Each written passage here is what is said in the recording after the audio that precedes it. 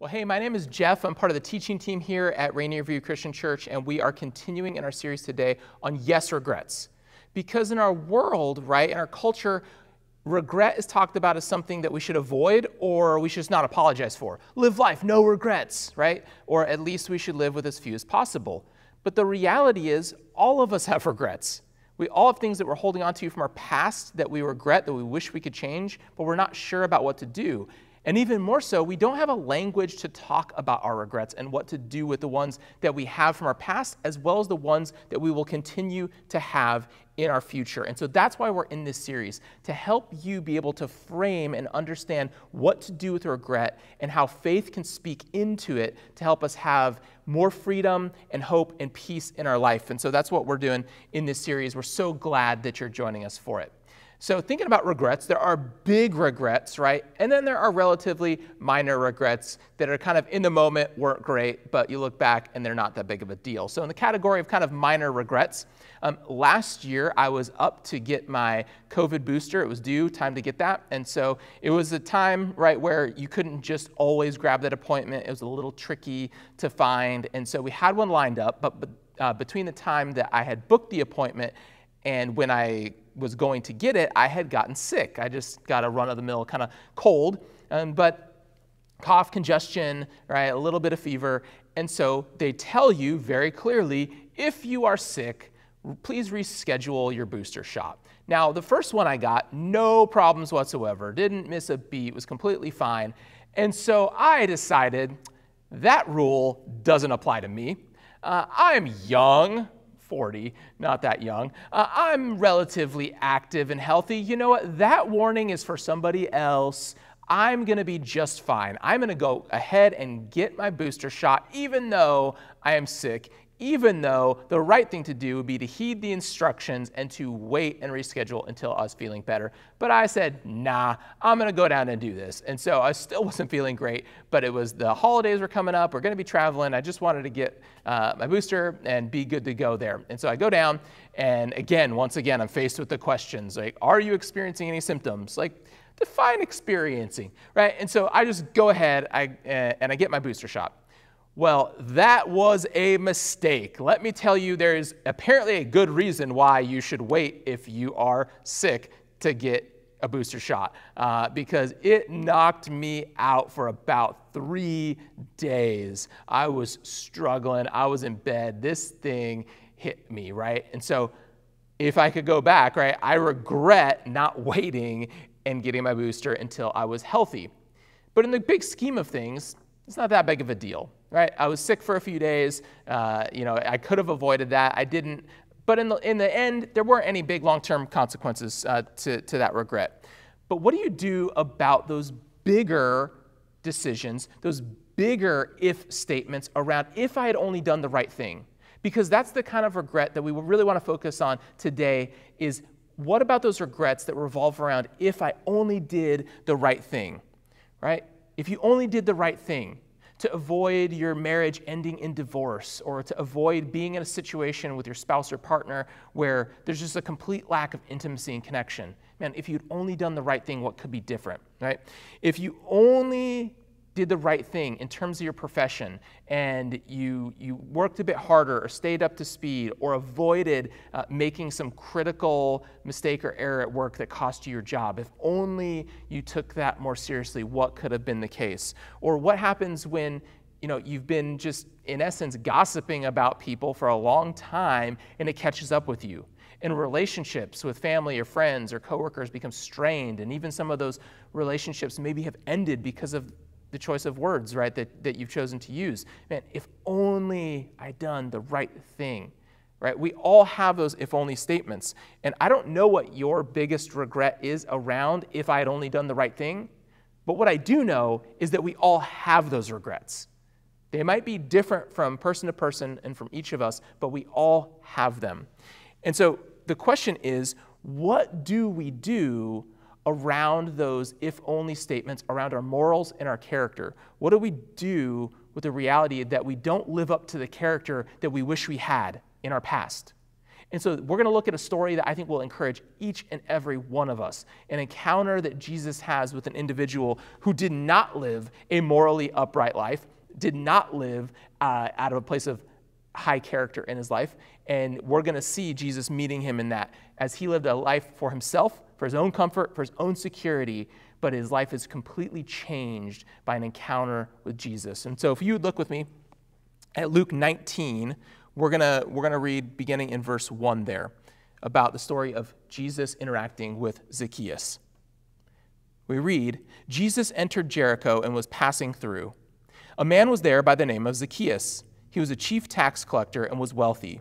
He wanted to see who Jesus was, but because he was short, he could not see over the crowd.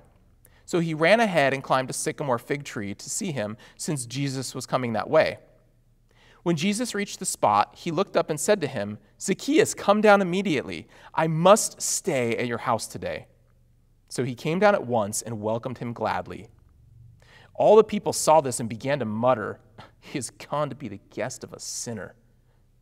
But Zacchaeus stood up and said to the Lord, look, Lord, here and now I give half my possessions to the poor, and if I've cheated anybody out of anything, I will pay back 4 times the amount. Jesus said to him, today salvation has come to this house, because this man too is a son of Abraham. For the Son of Man came to seek and to save the lost. Now, we're going to unpack the story a little bit, and there's some details that we need to understand about the original context, because what is going on in first century Palestine is not the same as what's going on in our world today, and so we have to understand some details in order to see how this story will speak to the regrets that you and I have today about if I had only done the right thing. And so first we need to understand why being a tax collector was viewed as the worst, right?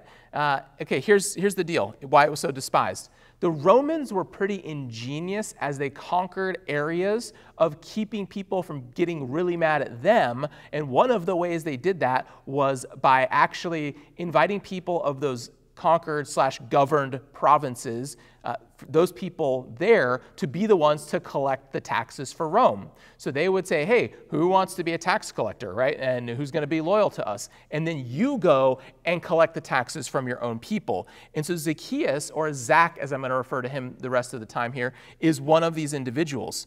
So Zach is an Israelite, and he's working for the empire, right? And so why would anybody want to do that? Why would anybody want to, extort their own people? Well, because it was a great way to print your own money, basically.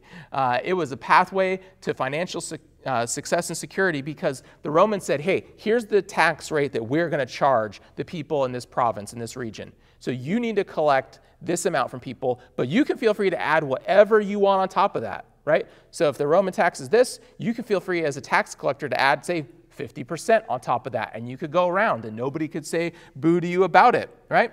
And so the upside, you could become as wealthy as you want.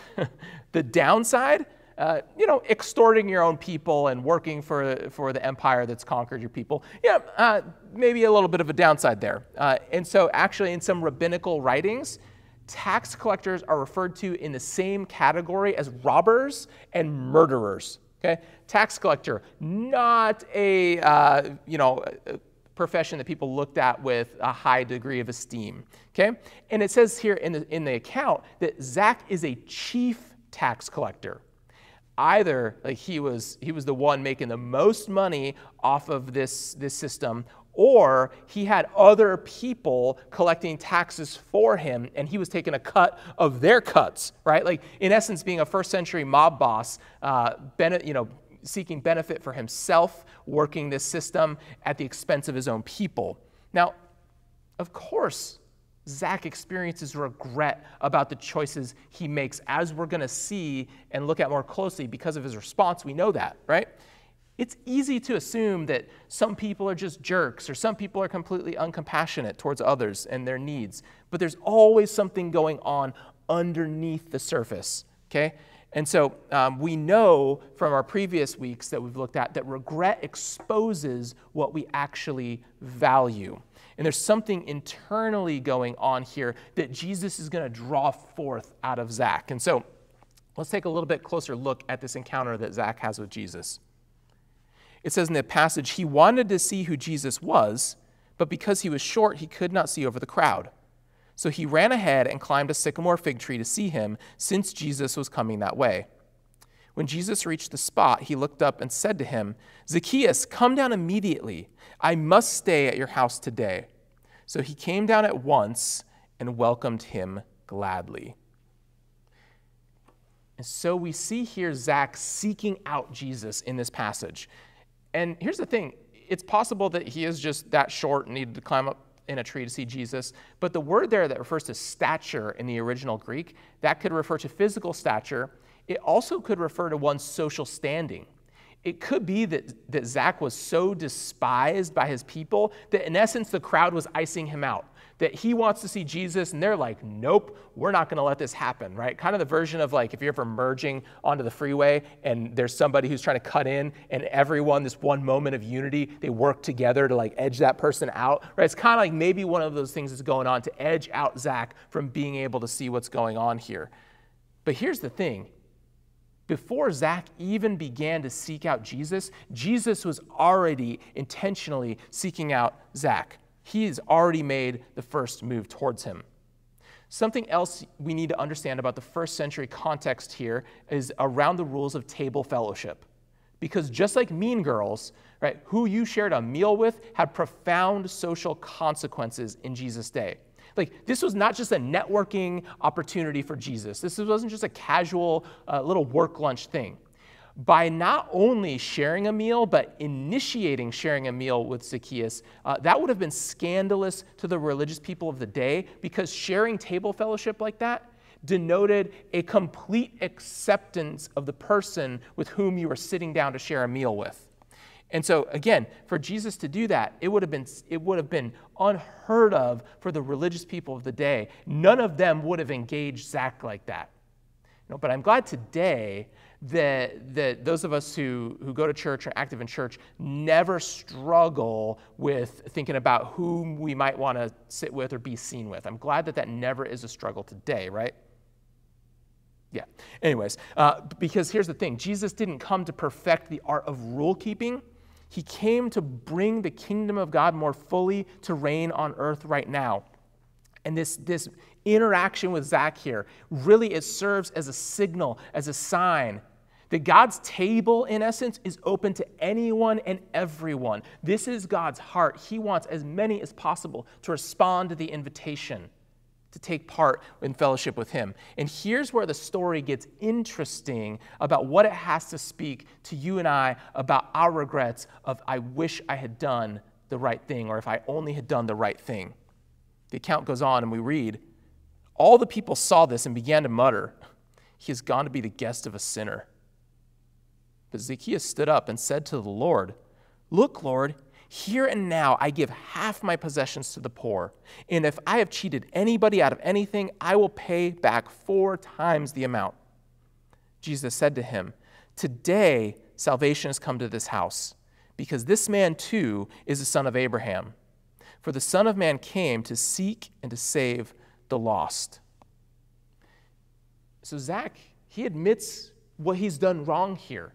And his life is transformed. It's changed. Because of course he regrets being kind of a scumbag who sold out his own people in service of the empire. Like, of course he's not like, I'm super proud of that. I have 0 regrets around that. No, of course there's regrets there.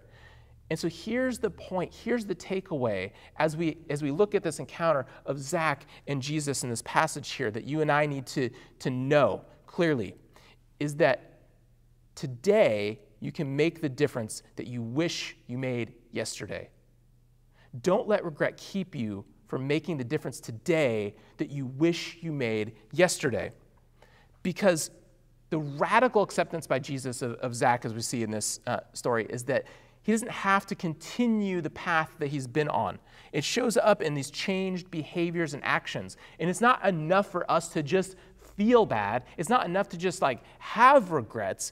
The point of the story is how we actually change, okay? And that shows up in behavior. Let me give you an example. Let's say I stole $10,000 from you and your family, right? I probably am not getting an invite to Thanksgiving, right? You're probably a little ticked at me. But let's say you waived charges for some reason, you didn't prosecute, but our world would say, right, I need to make that right. I need to pay that money back. The world might even say, you should put a little interest on that. You should pay back maybe $15,000 for the $10,000 that you stole to really make things right, to make things whole. But what does Zach say here? He says here, Jesus, I'm willing to pay back 4 times the amount. That would be like me saying, hey, I stole $10,000 from you, but I am going to pay you back $40,000. Man, Zach's excess in stealing as a tax collector, in essence, is now matched by his excess in giving. The generosity that is welling up. He wants to become incredibly generous. And truly encountering the grace of God as Zach did here, because Jesus sought him out, because Jesus valued him, because Jesus invited him to the table. It transforms his life because he encounters God's grace. And as I said earlier, right, our regrets can often expose what we actually do value. And there was this heart of generosity that was buried underneath the lifestyle that Zach was living, okay? And so let me give you an example. Maybe you've been to like an Old West kind of place or sometimes a fair, and there's these things called geodes, right? And they're these dirty little round rocks. But what happens is that you can actually crack open a geode, and on the inside, what's on the exterior just looks like a plain dirty old rock. But then if you crack it open, it's actually hollow, and on the inside, there's this beautiful amount of crystals that have been formed over time, okay? And so this is kind of how regret works in our lives, okay? There's all this beautiful stuff on the inside. There's these things that we value, but our lives are often wrapped with regret. We see this layer on the outside that it doesn't look pretty, it's got ugly stuff, and we're not sure what to do with it. Now, the point of regret is not to get rid of all of the dirt. It's not to get rid of all the exterior. Instead, it's that layer houses something more beautiful inside. There's some values inside, and it's actually the regret frames the beauty of what's inside the geode, okay? And this is how grace works in our life and how we can often get wrapped up in regret. The point is not to remove, like I said, that outer layer. It's to recognize it's there, but it's to reframe it. It's to say, that's not the star of the show of my life. Just like Zach, right? His life was marked by a ton of regret for being this chief tax collector, for extorting his own people. Jesus doesn't explain away. He doesn't say, no regrets, don't worry about that, Zach. No, but he invites him to live out of a value that was buried deep in his heart and his mind, and he brings that out, just like exposing the beauty of what's going on with that geode on the inside. And so Zach discovers, because of his encounter with Jesus, that the right time to embrace salvation is today, and he ends up living differently as a result of it. Those new values are unearthed as Jesus cracks open, in essence, these God-given desires for Zacchaeus to make a difference in not only his own life, but in the lives of others, okay? And so here's another takeaway. We can't just stop at feeling bad. That's not the point of regret. The point of regret is, again, to expose what we value and then act differently upon that, just like Zach does here. Now, for those of us who've come to a place where we've accepted Jesus as our Lord and Savior, we're trying to follow him in our lives, okay? Hopefully, we've come to understand how the grace of God begins to reframe some of our regrets, some of our mistakes. We've lived out of this freedom that has been extended to us because of the forgiveness offered in Jesus. And so if you have something where you're struggling, feeling fully forgiven, that's why we encourage you to be in a community group here at Rainier View. Find a smaller group of people to share life with and open up about those things that you regret, because there's so much freedom that comes when we share with a trusted group of people and we experience a greater sense of freedom that's already been given to us, a greater sense of forgiveness that's already been extended to us in Jesus. And so here's the thing. We should live differently as a result of knowing the grace of God. But one area of regret I know a lot of us as followers of Jesus have revolves around this area of sharing our faith with others, with those who are unchurched. Now, here's the thing. we learn from this example here, right? Sharing our faith with others, Jesus' encounter with Zach, he doesn't lead with condemnation, right? He's not like, hey, Zach, let me make you feel bad, and then let me tell you some good news about what I'm going to do. No. He meets him with dignity and with relationship. He doesn't just show up in condemnation. He pursues this compassionate relationship that the religious people of Jesus' time weren't willing to engage with Zach on. And so really, Jesus sought to bless Zach by extending him an offer not just to see himself as a son of Abraham, not just to see himself as one particular ethnicity, but to see himself as a son in God's kingdom, being invited to the table, okay? And so who are you seeking to bless if you are actively following Jesus in your life right now? Now, we know sharing faith, it's super intimidating. We don't know what to say. We're afraid of what people might think. We don't know where to start. That's why we've talked about here at Rainier View, we've borrowed an acronym, a simple acronym called BLESS. And it just gives us 5 simple ways to begin sharing our faith better, with more effectiveness, with less fear, because it's about blessing others. And so that B stands for beginning with prayer. Begin to pray for opportunities to share your faith with your neighbor, a coworker, a teammate, a classmate, your literal neighbor, right? But begin praying for opportunities.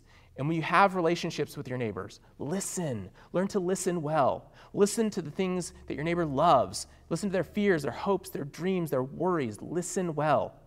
The E stands for eat. Share good food and good drink with your neighbors, just like Jesus does with Zach. The next letter, S, stands for serve. Look for a way to serve your neighbor. And this isn't just limited to house sitting for them when they're out of town, or keeping their pet, or bringing the trash cans in. Those can all be good things, but a simple way that you can serve almost anyone is looking to share an encouraging word with them. I am increasingly convinced that most of us live the vast majority or the entirety of our weeks without hearing one encouraging word from somebody else. You want a place to start with serving someone, serve them by speaking a word of encouragement to them. And then the last S of bless is to simply share your story. Share your story of faith and the difference that faith has made. Share how God's grace has allowed you to reframe seasons and moments of regret in your life, okay? That is a way to share faith that is attainable, that's doable, that's reachable for all of us. And so which one of those, again, 5 blessed principles can you start with today? Because seeking out other people requires us to be intentional, like Jesus was with Zach. Okay, just sitting around on Sunday morning saying, you know what, we've got doors open in a building at 9 and 10:30, anybody's welcome to come, and just thinking that people will magically come in because a building is open like a couple hours a week, that is not going to get the job done. That's not the way Jesus modeled. Jesus modeled interacting with others, pursuing others relationally, and so we need to do the same. And so let me ask you, who are the modern day Zachs in your life? Who you view as other, who you view as somebody, I'm not sure I could share with that person, okay? And then remember how Jesus interacted with Zach. Rather than us just seeing our neighbors with these labels, on their names or in front of them, or how we view them, again, let's simply view our neighbors as sons and daughters who are deeply loved by God, and Jesus is inviting to the table. What a regret it would be if we passed on the opportunity to truly reach out to unchurched people this way. What a regret it would be if we just simply settled for church transfer growth and just wanting other Christians from other places to come here so it's a little bit fuller. What a waste that would be. Today is the day of salvation. Let's act like it. Let's act like a church that is positioned in a part of the world where new homes are being built all the time in Pierce County, where more and more people are moving here. The question is, will we meet them in relationship, in our neighborhoods, in our workplaces, in our schools, and extend invitations for them to join us? Do we actually want unchurched people to be here with us with all of their baggage? Do we want to be like Jesus seeking out Zach, or do we want to simply just be comfortable? What is it going to take to wake us up? Okay? I know, once again, this isn't about shame. I know sharing our faith is scary, and it provokes fear and anxiety. That's why, again, we talk about these blessed principles to help take some of the fear out of that. And what if you just viewed church increasingly as a place where spiritually curious people can come and explore what faith means, and those of us who are spiritually maturing can just act as guides, helping them along to take their next step. Again, let's take the intimidation out of it by reframing what we're doing. And so for those of us who have chosen faith in Jesus, think about who an unchurched person is that you can invite. Right? Don't you think there are people in your life that could benefit from hearing about the freedom and the grace offered to us for all of our regrets? I know so many people are laboring with such heavy weights around their regret. It's never too late, again, to do what's right. We can make the difference today that we wish we made yesterday, okay? And so let's do that. Because Zach had his life transformed because Jesus took a step towards him. For those of us who are joining, and we're still in that spiritually curious spot, we want faith to be more real. We want to figure out what pursuing God looks like in our life and knowing him better, but we're not sure how all that works. Here's what we want you to know more than anything else today, that full and complete forgiveness is offered to each and every one of us, no matter what our regrets are around if I'd only done the right thing. That everything we've done in the past can be forgiven and we can live out of a new storyline. Not that we forget what has happened, not that we can erase it, but that can be framed in a storyline of grace that God wants to tell in your life, okay? What if faith is actually the key that's been missing to help unlock that burden and that weight that you're carrying of regret, of things from your past that you just think, I can't be free from ever? What if faith is the pathway for you to experience a deep, transformative grace in your life that you've been wanting, that you've been wishing for a long time? Don't wait. Don't let today pass and miss out on the chance to experience that freedom from your regrets, because there's a difference that God wants to make in your life. He wants to use that storyline, right? He wants to use those outside layers of regret to expose the beautiful story that he's telling in and through you. You have, sometimes we might say, a testimony to share, a story of what God's done in your life. Because again, right, Zach has done wrong for sure, but because of his embrace of Jesus and that relationship, we're still talking about Zach today. His story is still motivating, encouraging us today. And so that's possible for you and I as well. And I just wonder, all the freedom from regret that you could be experiencing, are you just keeping that at arm's length because of questions or doubts or just viewpoints that have crept in about what faith in church is all about, okay? And I just want you to know, today is the day of salvation.